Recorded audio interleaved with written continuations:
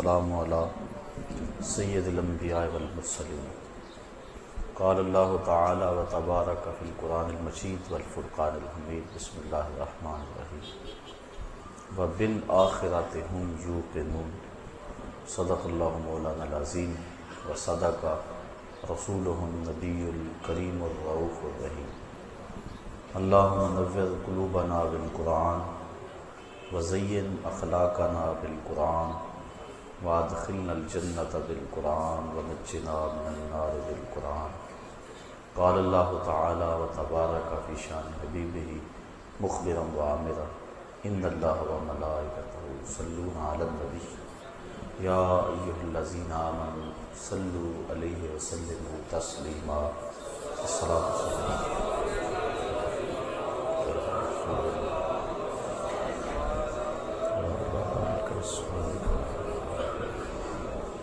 السلام علیکم یا رسول اللہ وعلی آلک واصحابک یا راحت العاشقین۔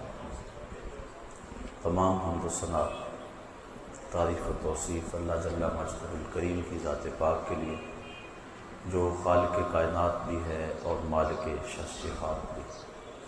اللہ جل وعلا کی حمد و ثنا کے بعد حضور نبی اکرم شفیع امم رسول محتشم نبی مکرم، اللہ کے پیارے امت کے سہارے، رب کے محبوب دانائے غیور، مالک رقاب امم فخر ارب و عجم، والی کون و مکان سیاہ لا مکان، سید انس و جاں، سرور لالا رخاں نیر تاباں، سر نشین مہوشاں، ماہ خوباں شہنشاہ حسینہ، تتمائے دوراں سر خیل زہرہ جمالاں، جلوائے صبح ازل نور ذات لم یزل، باعث تکوین عالم فخر آدم و بنی آدم، نیر بدھا رازدار ما اوہا، شاہد ما طغا صاحب علم نشرہ، معصوم آمنہ احمد مجتبیٰ حضرت محمد مصطفیٰ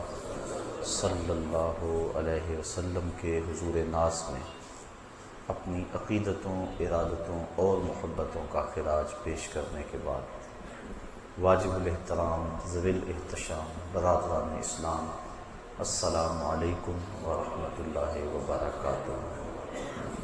پچھلے درس قرآن میں متقین کی صفات بیان کرتے ہوئے ان کا ایمان بالکتب بیان کیا گیا، متقین کی جو خوبی بیان فرمائی گئی اس کا تذکرہ ہوگا۔ وبالآخرۃ ھم یوقنون، کہ وہ آخرت پر یقین رکھتے ہیں۔ یہ متقین کی ایک صفت ہے جس کا یہاں بیان ارشاد فرمایا گیا۔ وبالآخرۃ ھم یوقنون، اور آخرت پر وہی یقین رکھتے ہیں۔ یہود اور نصارہ ان کے ہاں بھی آخرت کا تصور موجود ہے، بلکہ جو غیر الہامی دین ہیں ان میں بھی آخرت کا کچھ نہ کچھ تصور موجود ہے، آواگان کے نام سے ہو، تناسخ کے نام سے ہو، یا کسی اور انداز سے آخرت کا تصور ہر قوم اور ہر دین دھرم میں موجود ہے۔ لیکن یہود و نصارہ نے آخرت کا جو تصور پیش کیا وہ ناقص ہے۔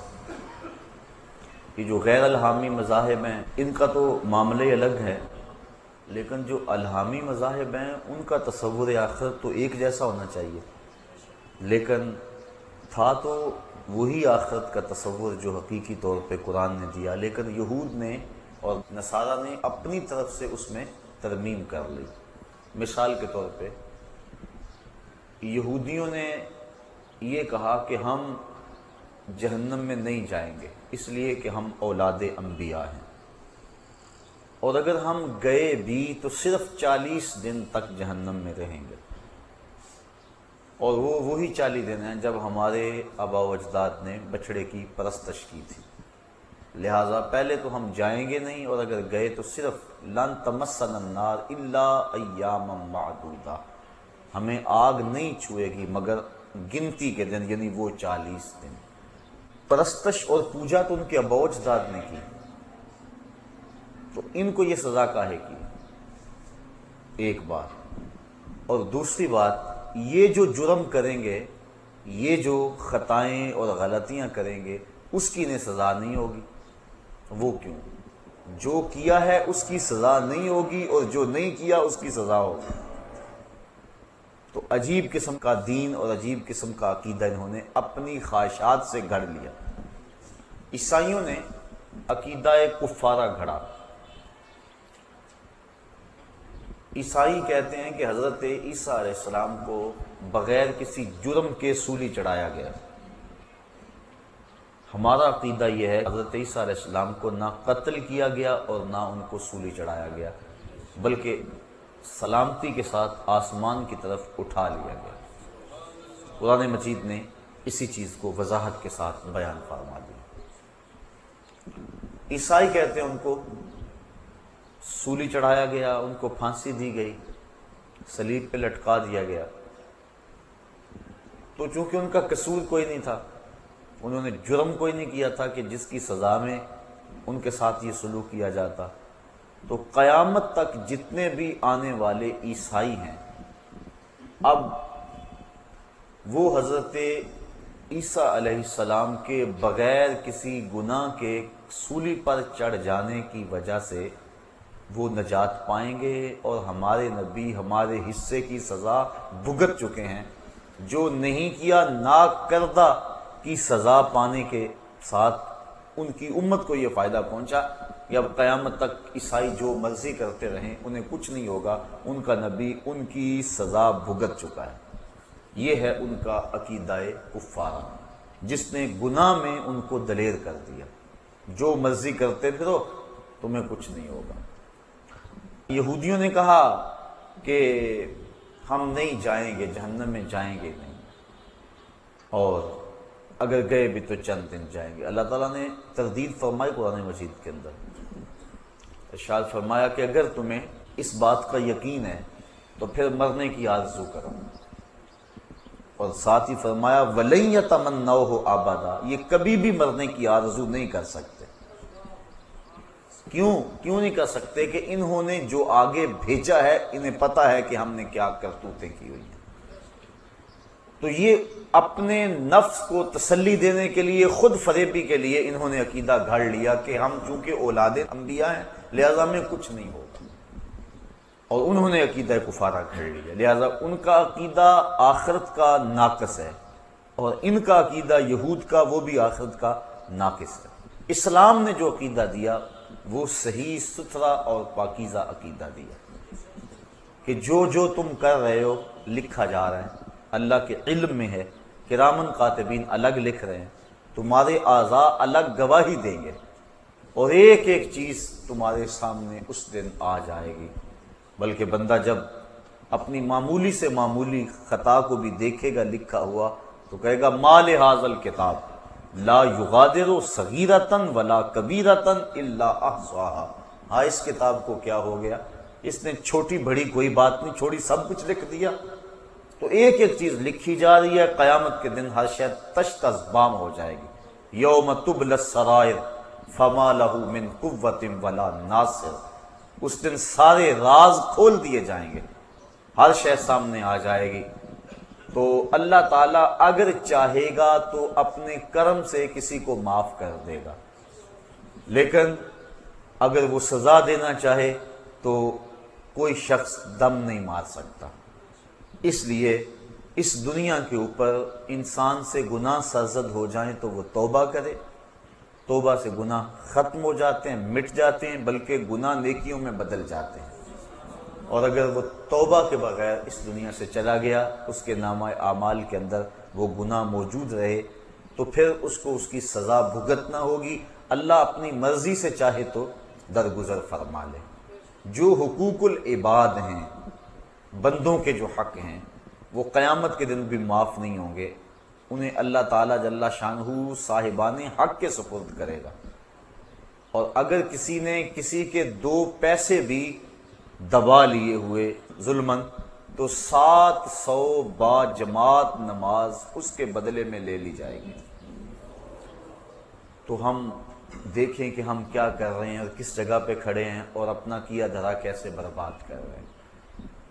تو عقیدہ آخرت جو اسلام نے دیا ہے اس سے بچنے کی امید بھی ہے، پکڑے جانے کا اندیشہ بھی ہے، لہٰذا بندہ اپنا احتساب رکھے اور قدم پھونک پھونک کے رکھے اور اپنے معاملات کو صاف رکھے۔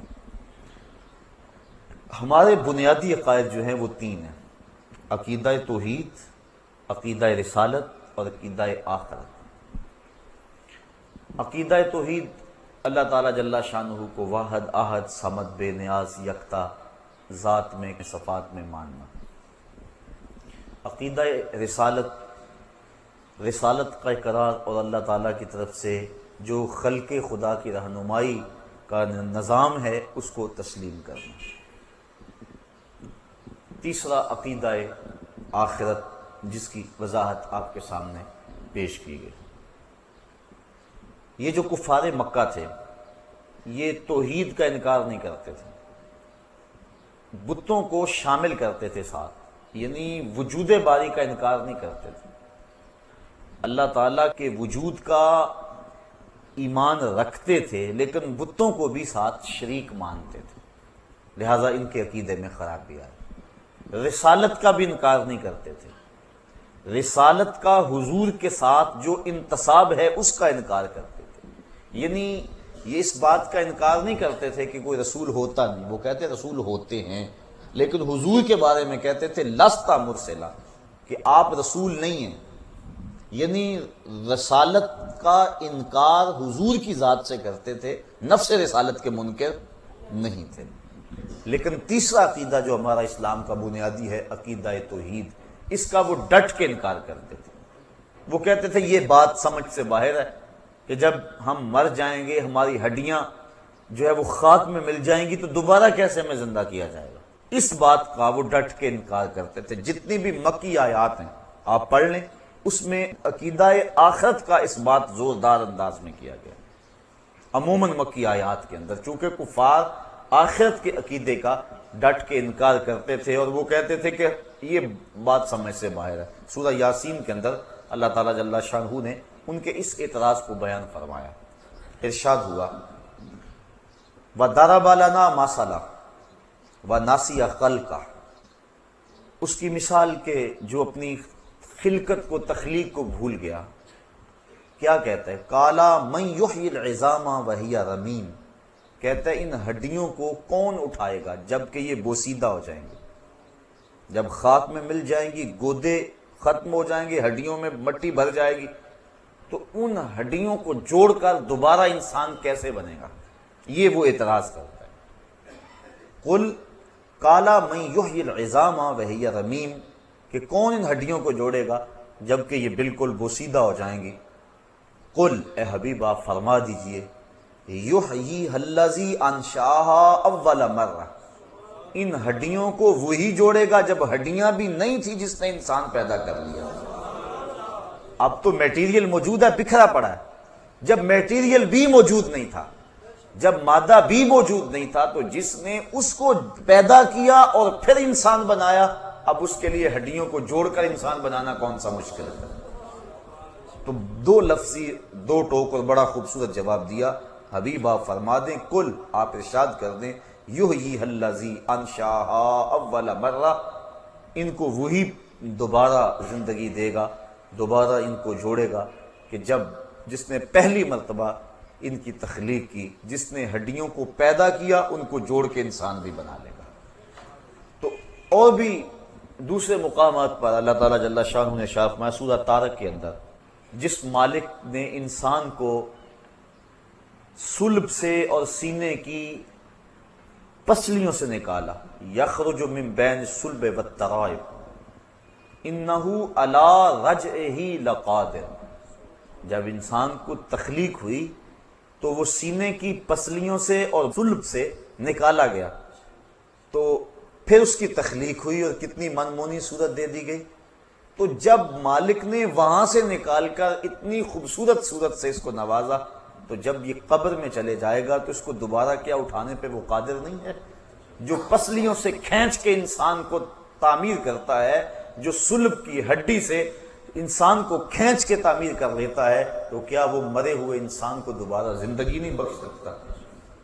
تو اس بات فرمایا گیا عقیدہ آخرت کا، اس کے دلائل قرآن مجید کے اندر جگہ جگہ پھیلے ہوئے ہیں، بالخصوص مکی آیات کے اندر اس کو بڑی وضاحت کے ساتھ بیان کیا گیا ہے. تو یہ ہمارا بنیادی عقیدہ ہے، عقیدہ آخرت، کہ ہم دنیا پہ جو کچھ کر رہے ہیں اللہ کے حضور ایک ایک چیز کا حساب دیں گے. موت برحق ہے اور کسی کو موت سے چھٹکارا نہیں ہے، اور اس کے بعد برزخ کی زندگی کا آغاز ہونا ہے. قبر یا تو جنت کے باغوں میں سے ایک باغ ہے یا جہنم کے گڑھوں میں سے ایک گڑھا ہے. اس کے بعد پھر حشر بپا ہوگا، لوگ قبروں سے اٹھائے جائیں گے. حشر کا ایک دن 50,000 سال پہ مشتمل ہوگا. ترازو نصب ہوگا، لوگوں کے اعمال تولے جائیں گے، اچھے برے اعمال کا وزن ہوگا.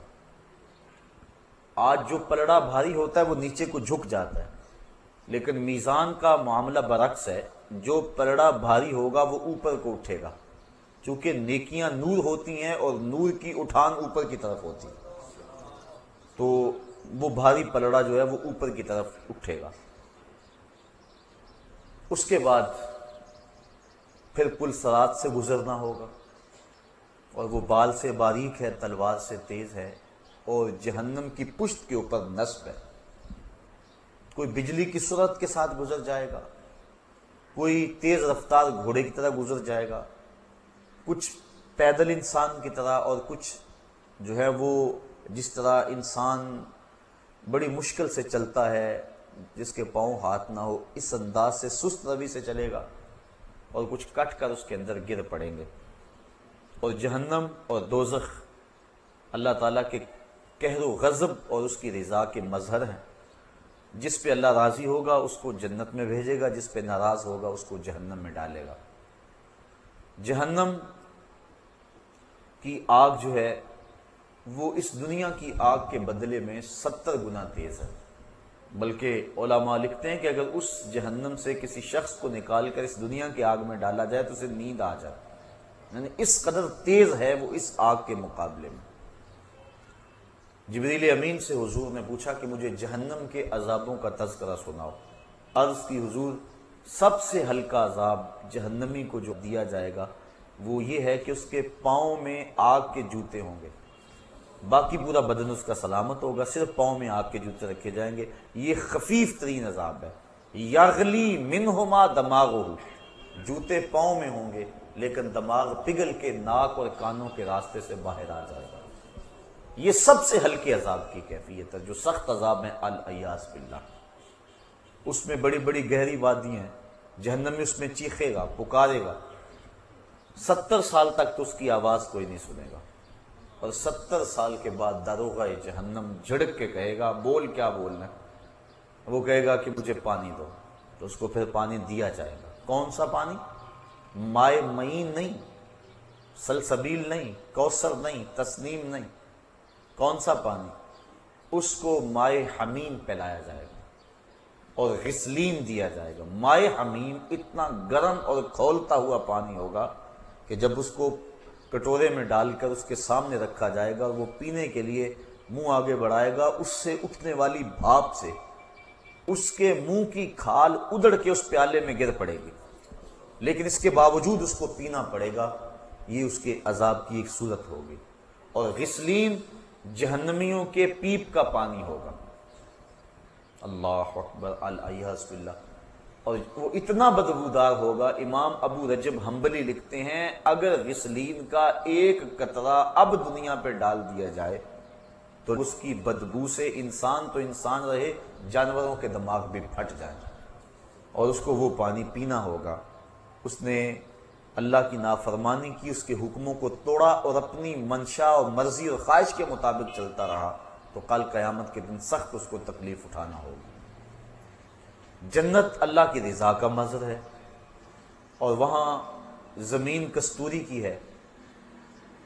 اللہ تعالیٰ جل شانہ نے اس کو رنگا رنگ باغوں سے سجایا ہوا ہے، مائے معین، کوثر، سلسبیل کی نہریں چلتی ہیں، دودھ کی نہریں چلتی ہیں۔ 500 سال کی مسافت پر اونچے اس کے درخت ہیں جن کے اوپر پھل لٹک رہے ہوں گے، اور جب جنتی آرزو کرے گا شاخ جھک کے منہ کے قریب آ جائے گی۔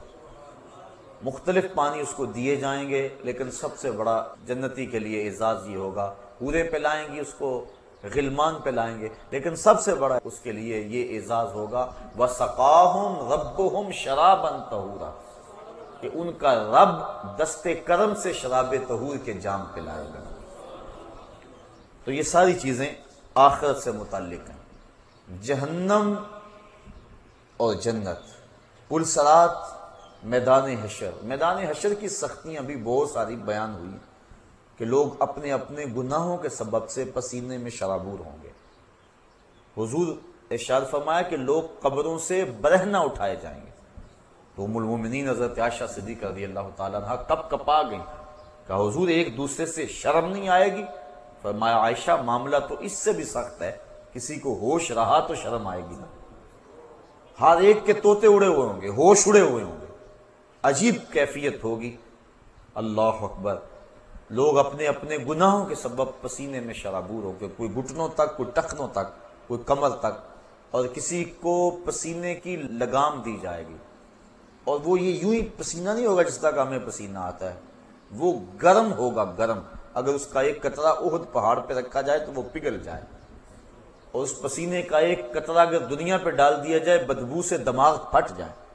اس پسینے سے اپنے اپنے گناہوں کے سبب سے لوگ شرابور ہوں گے، لیکن کچھ لوگ ایسے ہوں گے جن کو اللہ کی رحمت کے سائے ملیں گے۔ وہ بخاری شریف کی روایت، حضور نے ارشاد فرمایا سبعۃ یظلھم اللہ تعالی فی ظلہ یوم لا ظل الا ظلہ، امام عادل وشاب نشأ فی عبادۃ اللہ۔ 7 اشخاص ایسے ہیں کہ قیامت کے دن جب کوئی سایہ نہیں ہوگا، اللہ انہیں اپنی رحمت کے سائے میں رکھے گا۔ وہ 7 اشخاص کون ہیں؟ امام عادل، عادل حکمران۔ دوسرا وشاب نشأ فی عبادۃ اللہ، وہ جوان جس کی جوانی اللہ کی عبادت میں گزری۔ آج ہم سمجھتے یہ جوانی ہے، اس کو منشا اور مرضی کے مطابق گزارنا چاہیے۔ ابھی تو یہ جوانی کی بہاریں ہیں، ترنگ ہے، تو ابھی تو پورا نفع حاصل کرنا چاہیے جوانی سے۔ ابھی سے جا کے مسجد میں بیٹھ جائیں، اللہ اللہ کرنے لگ جائیں، فقیروں کی صحبت میں بیٹھیں، علماء کی مجلس اختیار کریں، اچھی محافل میں پہنچیں۔ یہ تو نہیں نا عمر بھائی، وہ تو عمر آئے گی تو دیکھیں گے۔ یہ تو جوانی ہے، اور جوانی مستانی ہوتی ہے، اس کو چوکوں میں، گلیوں میں، بازاروں میں، سینما گھروں میں، کلبوں میں، ہوٹلوں میں گزارو، زندگی کے عیش اور زندگی کی لذتیں حاصل کر لو۔ لیکن نہیں جوانوں، جوانی وہی ہے جو اللہ کی یاد میں گزر جائے۔ در جوانی توبہ کردن شیوائے پیغمبری، وقت پیری گرگ ظالم می شود پرہیزگار۔ اللہ کے محبوب علیہ السلام نے ارشاد فرمایا آنا حبیب اللہ الشاب التائب حبیب اللہ، لوگوں میں اللہ کا حبیب ہوں، اور جو جوان جوانی میں توبہ کر لے وہ بھی اللہ کا حبیب ہے۔ ذرا دیکھیے تو صحیح، کتنی بڑی بات ہے کہ نوجوان اللہ کا حبیب اور محبوب کہلاتا ہے، جو جوانی کی خواہشات کو کچل کر اللہ کی رضا کے لیے جیتا ہے، اللہ کی رضا کے لیے شب و روز گزارتا ہے۔ تو آقا کریم فرمایا وَشَابٌ نَشَأَ فِي عِبَادَةِ اللَّهِ، وہ جوان جس کی جوانی اللہ کی عبادت میں گزری، کل قیامت کے دن جب کوئی سایہ نہیں ہوگا، اس کو اللہ کی رحمت کے سائے نصیب ہوں گے، عرش الہی کے ٹھنڈے سائے تلے ہوگا، اور جو اس سائے تلے ہوگا اس کو نہ پیاس ہوگی، نہ بھوک ہوگی، نہ رسوائی ہوگی، اور اس کو جام کوثر دیا جائے گا، اور جس کو جام کوثر مل گیا، ایک گھونٹ بھی اگر اس کا پی لیا تو 50,000 سال کے دن میں ایک لمحہ بھی اس کو پیاس نہیں لگے گی۔ یہ زندگی جس پہ ہم بھروسہ کرتے ہیں، اس کی اوقات اور حیثیت کیا ہے؟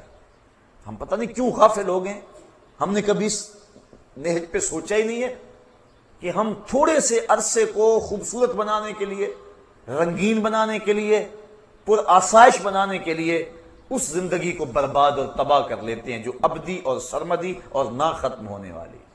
آپ ذرا اندازہ کیجئے ہماری ساری زندگی کتنی ہے؟ 50 سال 45 سال ایوریج نکالی ہے ماہرین نے بر صغیر کے لوگوں کی زندگی، چلو 50 سال لگا لو، 60 سال لگا لو، 70 سال لگا لو، یہ کل زندگی ہے نا، اگر تبھی زندگی پائیں تو اتنی زندگی 70 سال لگا لو، چلو 80 سال لگا لو، لیکن آخرت کا ایک دن، صرف ایک دن 50,000 سال کا۔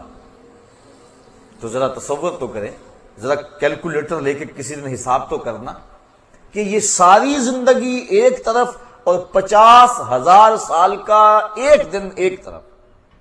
تو جو اس دنیا کو سنوار کے اس دنیا کو برباد کر لیتا ہے، اس سے بڑا کوئی بے وقوف ہو سکتا ہے؟ جسے یہ یقین ہے کہ آخرت آنی ہے اور میں نے اللہ کے حضور پیش ہونا ہے اور ایک ایک عمل کا حساب ہونا ہے، اس نے چاہا تو بخش لے گا، اور اگر ہمارے اعمال کی ہمیں سزا ملے تو کوئی روک نہیں سکتا، ہم کوئی ایسی بات نہیں کر سکتے۔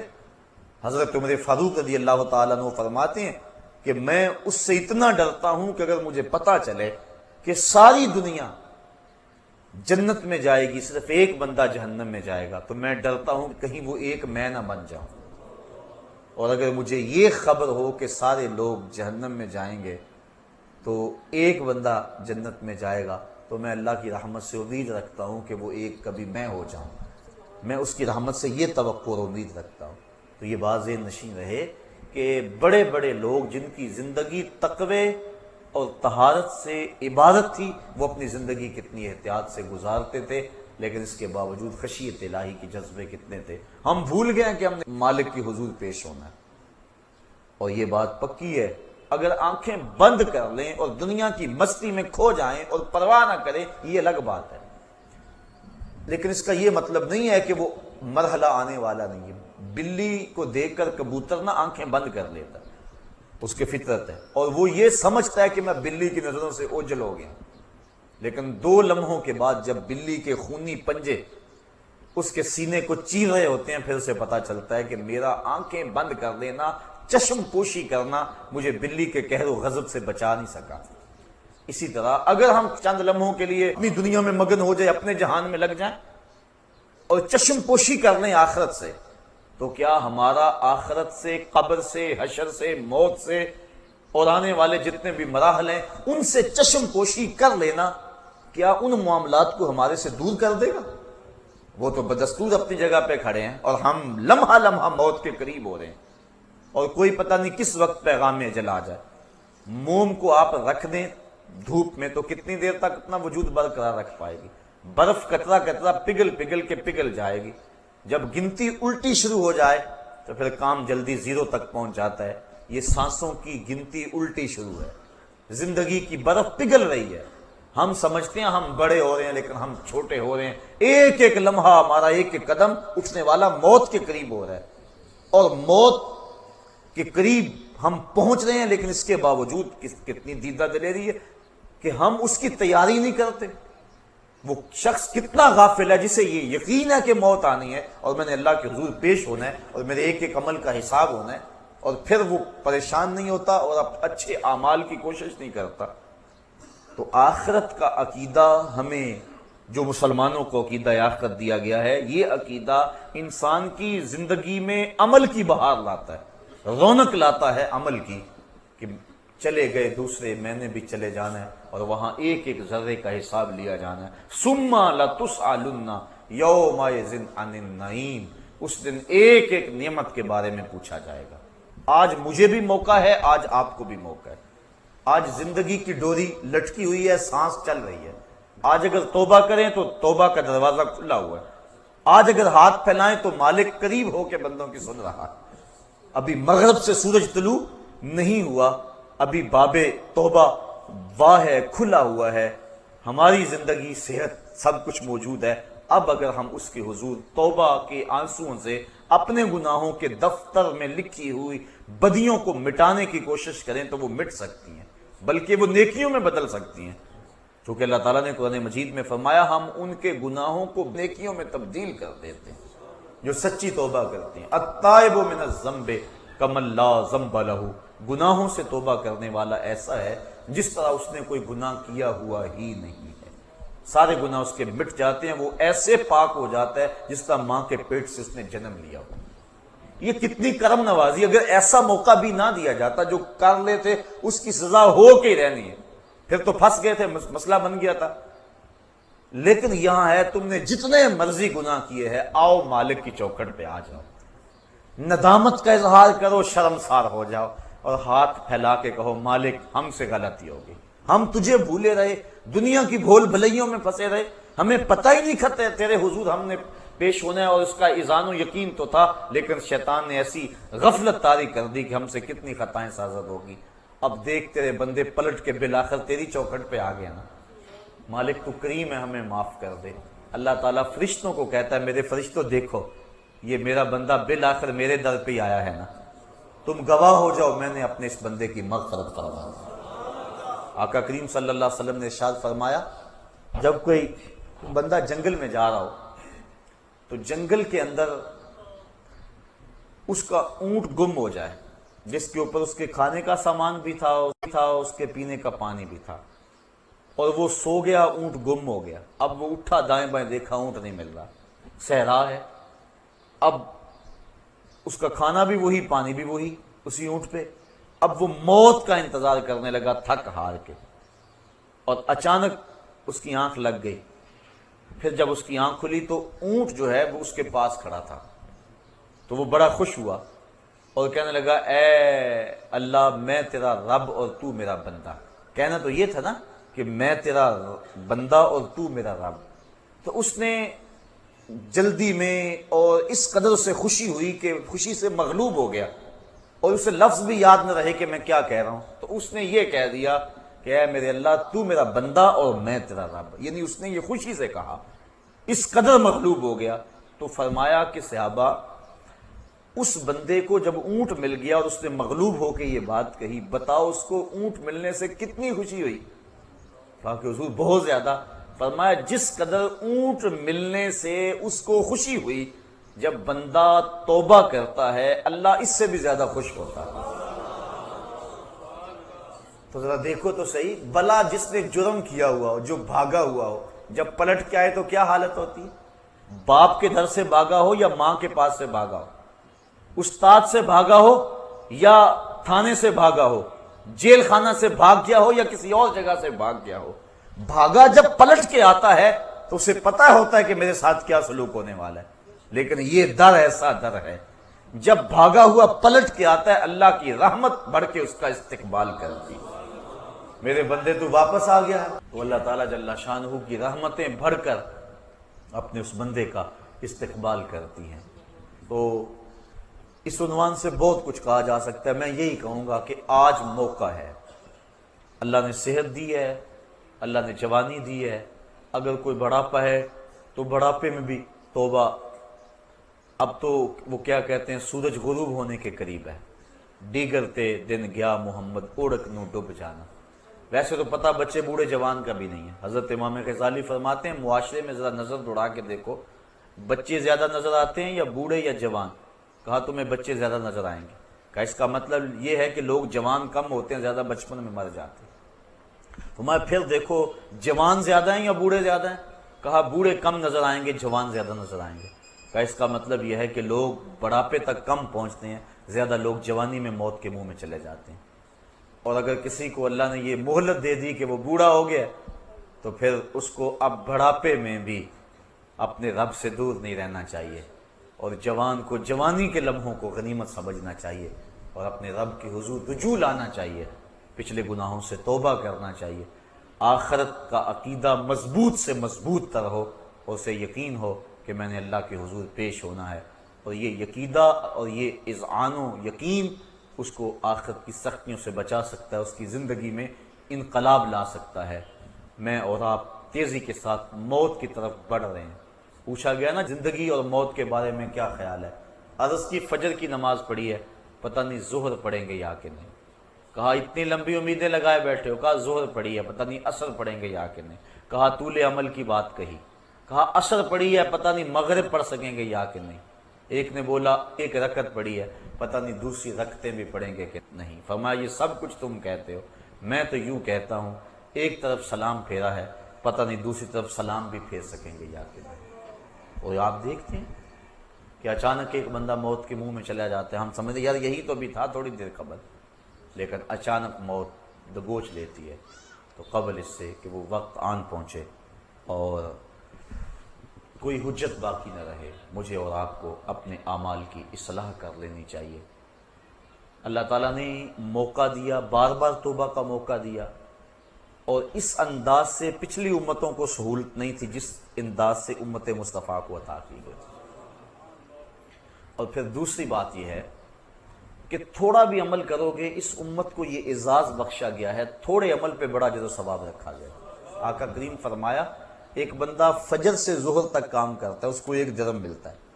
ایک ظہر سے عصر تک کام کرتا ہے، وقت تھوڑا، اس کو آدھا درہم ملنا چاہیے، لیکن اس کو بھی 1 درہم ملتا ہے۔ اور ایک بندہ عصر سے مغرب تک کے وقت میں کام کرتا ہے، اس کا وقت اس سے بھی تھوڑا، لیکن اس کو 2 درہم ملتے ہیں۔ فرمایا پہلی مثال یہود کی ہے، دوسری مثال نصارہ کی ہے، اور تیسری مثال میری امت کی ہے۔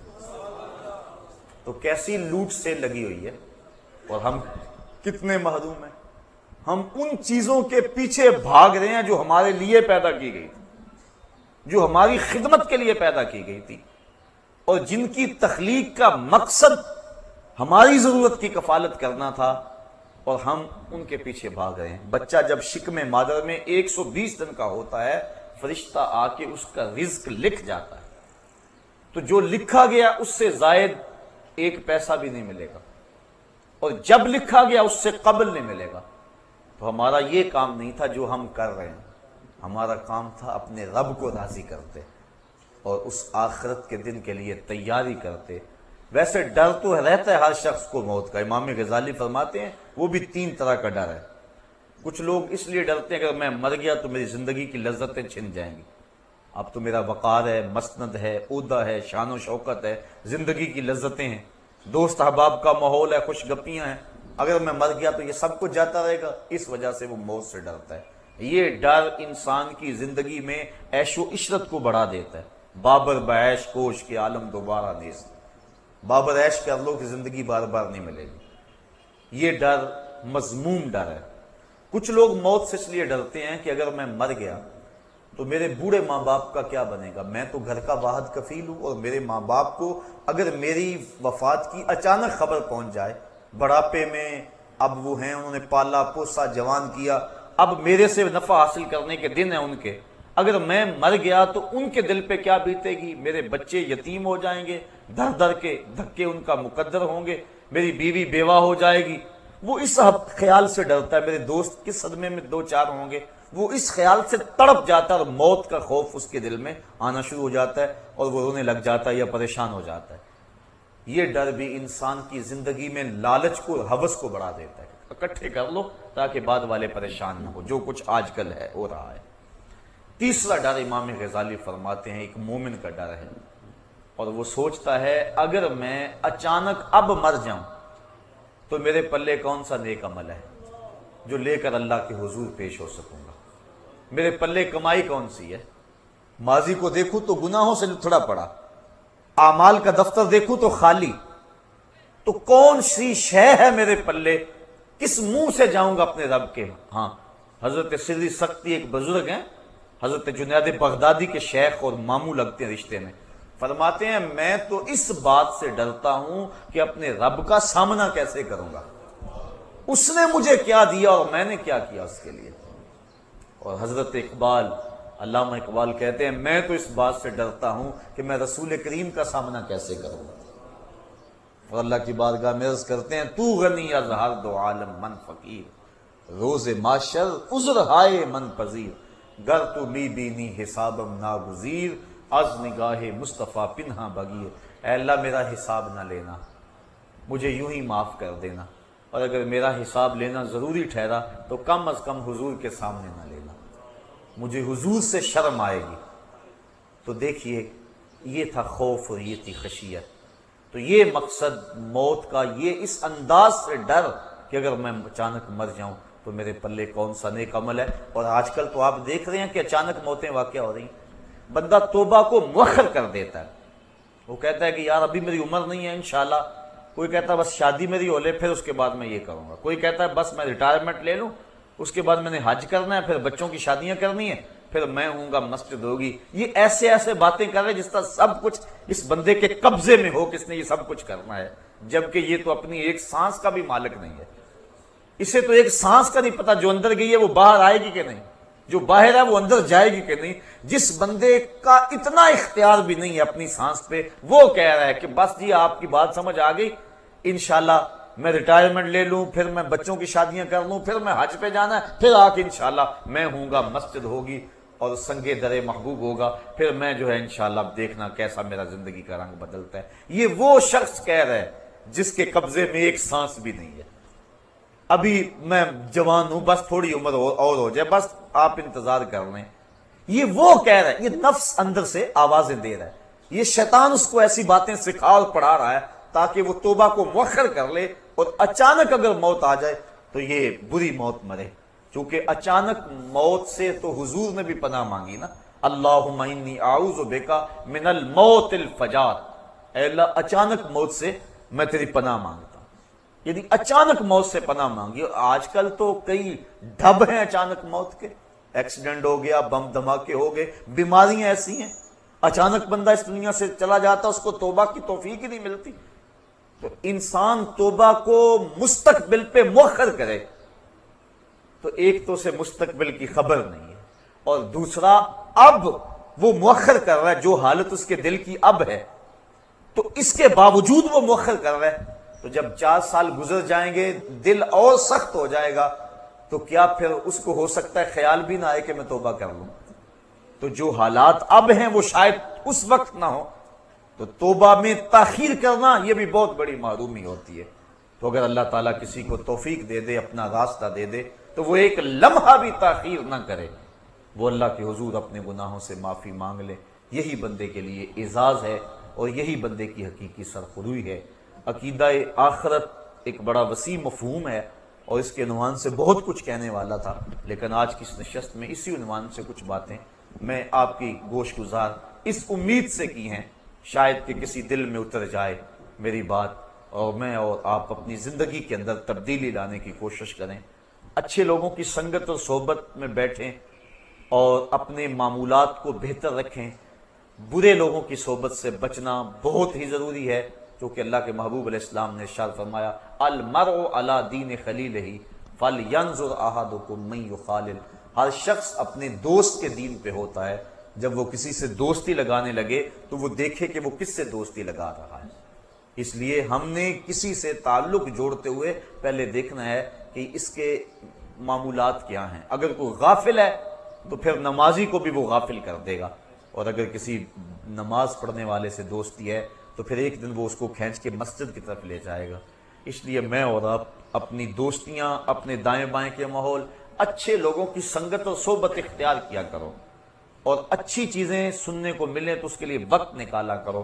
اللہ مجھے آپ کو توفیق عمل عطا کر دے، اور میری دل کی اتھاہ گہرائیوں سے آپ اگر میرے دل کو دیکھ سکے تو میرے دل کے اس وقت جذبات کیا ہیں، میرے دل کی اتھاہ گہرائیوں سے آپ سب کے لیے، اس مجلس میں موجود نوجوانوں کے لیے بالخصوص بے پناہ محبتوں کے جذبات ہیں، اور میرے دل کی آرزویں اور تمنا یہ ہے مالک ان سب ساتھیوں کو اپنے عرش کا ٹھنڈا سایہ نصیب فرما دے، اور یہ تبھی ممکن ہے کہ ہم اپنی زندگی کو بدلیں۔ تو بات یہاں سے چلی تھی وَشَابٌ نَشَأَ فِي عِبَادَةِ اللَّهِ، وہ جوان جس نے جوانی اللہ کی عبادت میں گزاری۔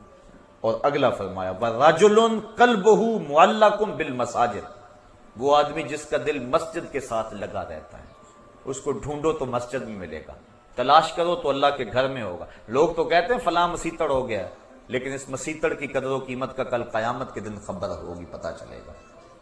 اور چوتھا شخص وَرَجُلٌ دَعَتْهُ امْرَأَةٌ ذَاتُ مَنْصَبٍ وَجَمَالٍ فَقَالَ إِنِّي أَخَافُ اللَّهَ، وہ مرد، وہ جوان جس کو کسی عورت نے دعوت گناہ دی، اور وہ عورت بھی معمولی نہیں تھی، ذات و منصب و جمال، حسن کی پیکر تھی اور صاحب منصب تھی، اس نے اس کو اپنی طرف لبھانا چاہا۔ اب اس نوجوان نے کیا اس کی پیشکش کو قبول کر لیا؟ قدموں میں بچھتے ہوئے حسن کو اس نے ٹھکراتے ہوئے کہا انی اخاف اللہ، تیری بات کیسے مانوں، مجھے خدا سے ڈر لگتا ہے، یہ کہہ کے اس نے حسن کی پیشکش کو ٹھکرا دیا۔ حضور فرماتے ہیں کل قیامت کے دن جب کوئی سایہ نہیں ہوگا، اس جوان کو اللہ اپنے عرش کا ٹھنڈا سایہ نصیب فرمائے گا۔ کام اس نے بہت بڑا کیا، بہت بڑی بات تھی جو اس نے کی، اور یقیناً اس کو اس کا صلہ کل قیامت کے دن عطا کیا جائے گا۔ وَرَجُلَانِ تَحَابَا فِي اللَّهِ اجْتَمَعَا عَلَيْهِ وَتَفَرَّقَا إِلَيْهِ، اور وہ دو آدمی جو اللہ کے لیے جیے، اللہ کے لیے ملے اور اللہ کے لیے الگ ہوئے۔ وَرَجُلٌ تَصَدَّقَ بِصَدَقَةٍ فَأَخْفَاهَا حَتَّى لَا تَعْلَمَ شِمَالُهُ مَا تُنْفِقُ يَمِينُهُ، اور وہ شخص جس نے خلوت میں کسی کو صدقہ دیا اور دائیں نے صدقہ کیا، بائیں کو خبر نہ ہوئی۔ اور ساتواں شخص وَرَجُلٌ ذَكَرَ اللَّهَ خَالِيًا فَفَاضَتْ عَيْنَاهُ، تنہائی میں بیٹھا تھا، اللہ جپ رہا تھا کہ اس کی آنکھ سے خوف خدا کی وجہ سے آنسو چھلک پڑے۔ فَفَاضَتْ عَيْنَاهُ، آنکھیں بہہ پڑی۔ پھر کیا ہوا؟ اللہ کے محبوب فرماتے ہیں کل قیامت کے دن اس نوجوان کو بھی، شخص کو بھی اللہ اپنے عرش کا ٹھنڈا سایہ عطا فرمائے۔ اللہ تعالیٰ مجھے قیامت کی حشر کی اس کڑکتی دھوپ میں اپنا سایہ رحمت عطا فرمائے، اور حضور کا دامان رحمت ہم سب کو نصیب ہو جائے۔ میری دعائیں، مجھے پتہ ہے میرے اندر کیا جذبات ہیں، اللہ کرے وہ جو جذبات ہیں میں اپنی زبان پہ اس کو نہیں لا سکا، اور نہ میری زبان میں اتنی سخت ہے کہ میں اندر کی کیفیت کو، اس درد کو، اور آپ لوگوں کے لیے جو محبت کی کیفیات ہیں اس کو زبان کی نوک پہ لے آؤں۔ بس جو جذبات ہیں اللہ وہ قبول کر لے، اور آج کی اس نشست کے اندر کوئی بھی خالی نہ رہے۔ اللہ مجھے اور آپ سب کو سچی اور حقیقی توبہ عطا فرما دے۔ وآخر دعوانا ان الحمدللہ رب العالمین۔